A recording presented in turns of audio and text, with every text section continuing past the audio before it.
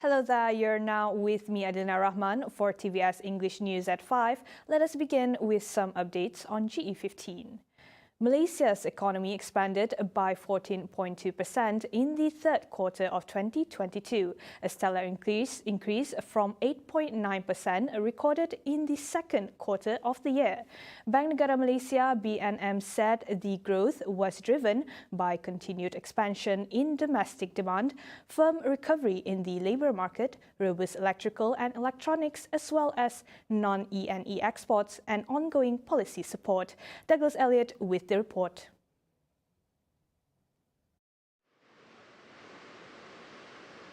Thank you, Adelina.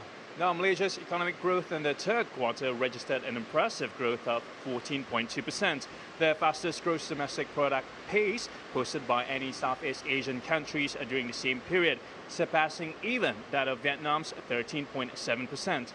Bank Negara Governor Tan Sri Nur Samsia Muhammad Yunus said the Malaysian economy expanded by 9.3% in the first three quarters of this year. Now, the last time GDP growth exceeded 10% was in the second quarter of 2021, where it expanded by 16.1%. Given the healthy reading, Nur Samsia said the growth for 2022 will exceed the 7% that was projected much earlier. However, she did not disclose the exact number. Looking ahead, the central bank said the Malaysian economy is expected to expand between 4 to 5% in 2023. So this is supported by the firm domestic demand and continued improvements in the labour market. However, she warned that the growth is susceptible to a weaker than expected global growth, high risk aversion in global financial markets, as well as geopolitical conflicts and the reemergence of supply chain disruptions. Inflation-wise, Bank Negara expects the headline inflation to hover around 3.3% for the year. And moving into the year ahead, headline and core inflation are expected to remain elevated amid both demand and cost pressures, as well as changes to domestic policy measures. Similarly, she said the ringgit depreciated by 4.9% against the US greenback in the third quarter, and this is in line with the regional and major currencies. Nonetheless, the central bank said that it will continue to closely monitor the market development and to ensure the adjustments remain orderly to support effective intervention for the economy. Right, Adelina, that is all the updates I have for you from Kuala Lumpur. Back to you guys in the studio.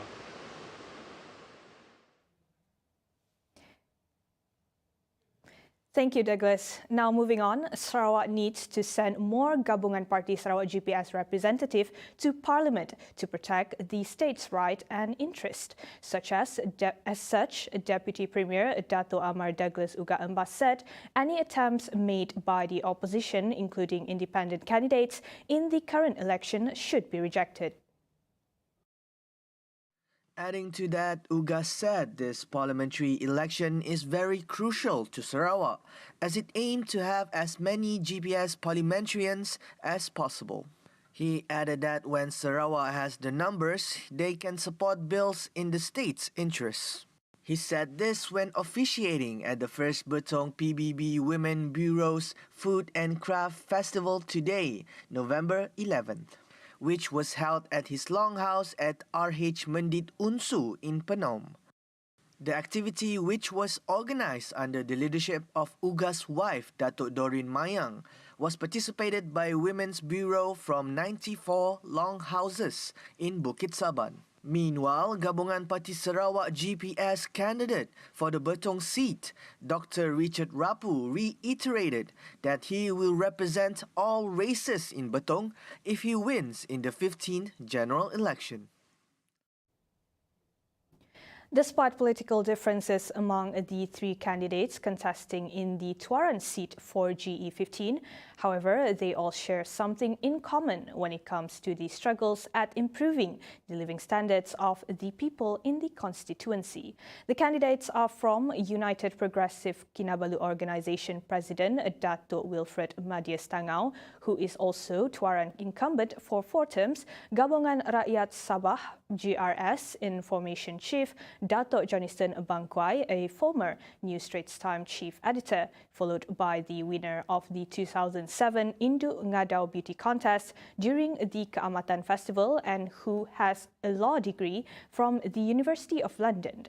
But only one will be elected in the future MP. On the line, we have Amirul Mukminin to give us the updates from Sabah. Go ahead.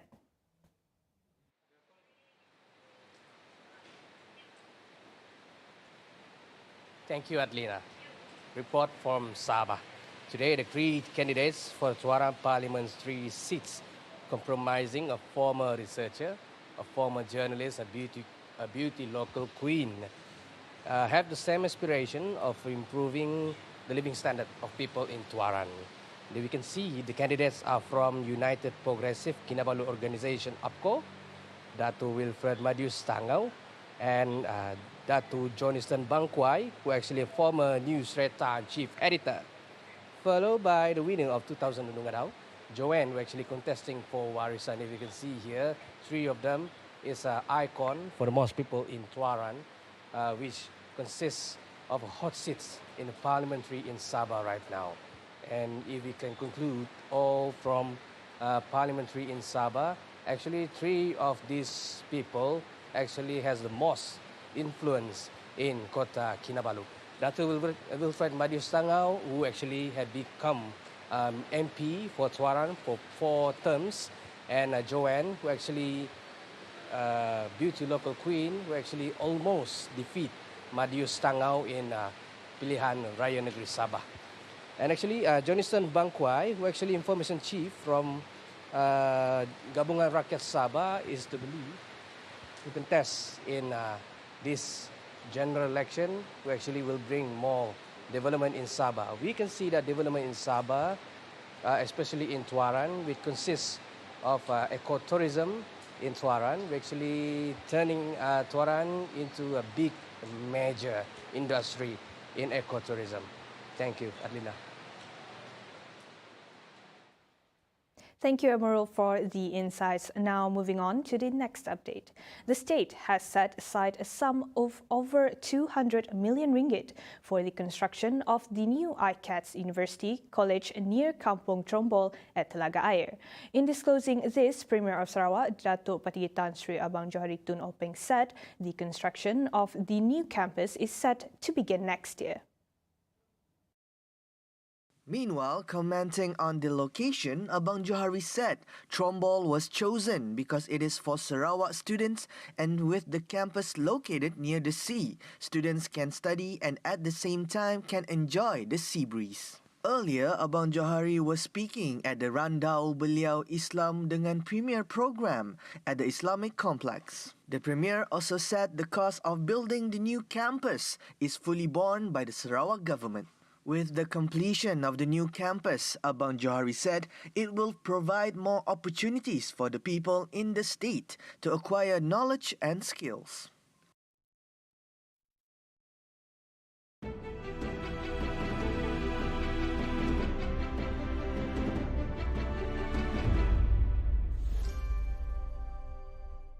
Minggu lepas, 8 peserta. I thought very bad. Some of the not flat. Siapakah 8 peserta seterusnya?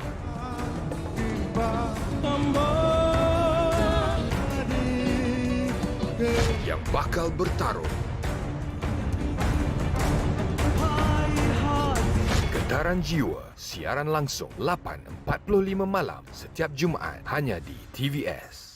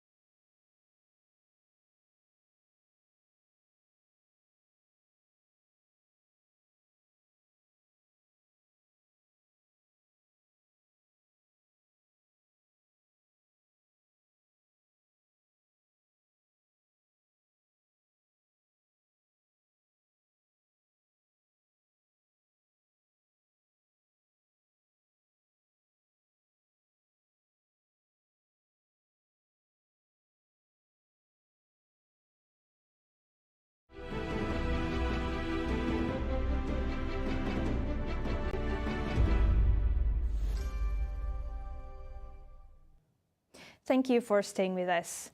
Economic development, investment and innovation of new energy could be sectors that Sarawak and Singapore could further collaborate in. This was disclosed by Singapore High Commissioner, His Excellency Vanu Gopala Menon, when paying a courtesy call to Sarawak Premier Dato' Pathi Tan Sri Abang Jari Tun Openg at his office at Wisma Bapa Malaysia today, November 11th.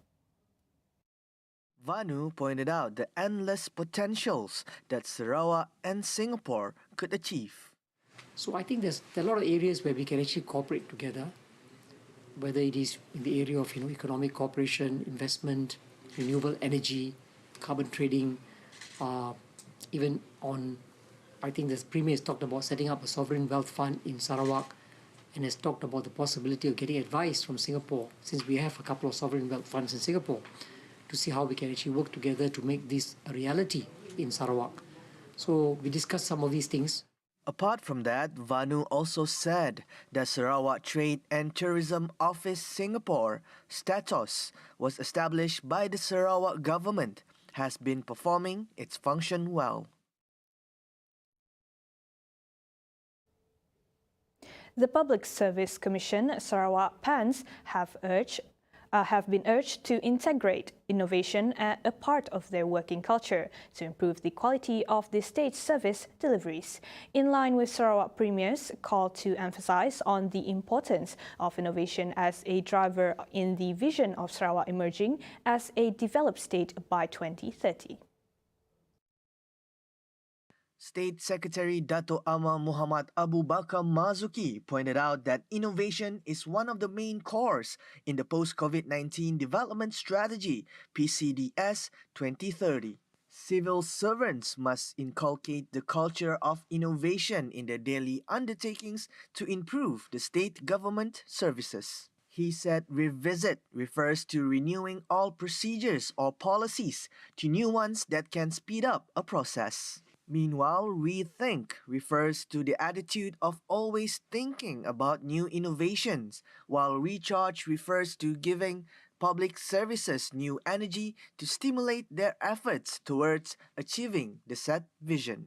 He further explained it is important for us to recharge the state public service so we can move along with the Premier's various vision for the state. Abu Bakar said this while congratulating 3 teams, namely Sasoku, Inotech Q9 and Sirius Prime, who were selected to represent Sarawak at the 47th International Convention on Quality Circles ICQCC 2022, which will be held in Jakarta from 15 to 18th November. Sarawak is said to have its very first cheese factory to produce halal mozzarella cheese from buffalo milk through a joint venture between Sarawak Farmers Organisation SFO and Green Valley Dairy Sdn Bhd. The parties will also join hands in the rearing of the livestock production and commercialization of buffalo products, among others, according to Sarawak Food Industry, Commodity and Regional Development Minister Dato' Sri Dr. Stephen Rudy Utom. The cheese products are due to hit the market at the end of 2024. We will be with Audlin Cathany to know more about the production and the potential benefits. Take it away, Audlin. Thank you, studio. Izinkan saya berbahasa Melayu. Kemarin saya dan jurukamera Awang Azmil telah sempat melawat sendiri stesen Kerbau Meragang yang mana keindahannya sememangnya seakan-akan New Zealand seperti yang pernah hebat diperkatakan oleh masyarakat kita, dan sudah tentu potensinya sebagai agro pelancongan juga nampak di sana. Dan tapi bukan itu yang ingin saya kongsikan, Adrina. Apa yang saya hendak kongsikan adalah perancangan Kerajaan Sarawak menubuhkan kilang pemprosesan keju yang mana satu tanda tangan usaha sama telah dilaksanakan di antara Pertubuhan Peladang Negeri PPNS dan Meragang Green Valley Dairy Sdn Bhd, dan projek ini mengambil peruntukan sebanyak 15 juta ringgit sekaligus naik taraf stesen Kerbau Meragang menjadikannya sebagai pembekal keju pertama di negeri ini, dan Sarawak juga menyasarkan menjadi pembekal keju terbesar di Malaysia. Dan bukan itu saja, memastikan keju yang dikeluarkan diiktiraf halal bagi memudahkan ekspor ke pasaran negara Islam. Baik, untuk laporan penuh jangan lupa saksikan Utama TVS jam 8 malam ini. Saya Audlin Cathany dan jurukamera Awang Azmil TVS Lawas kembali ke studio. Thank you, Olin, for the information. That is all the time we have for TVS News at 5. I'm Nida Rahman. Thank you for watching.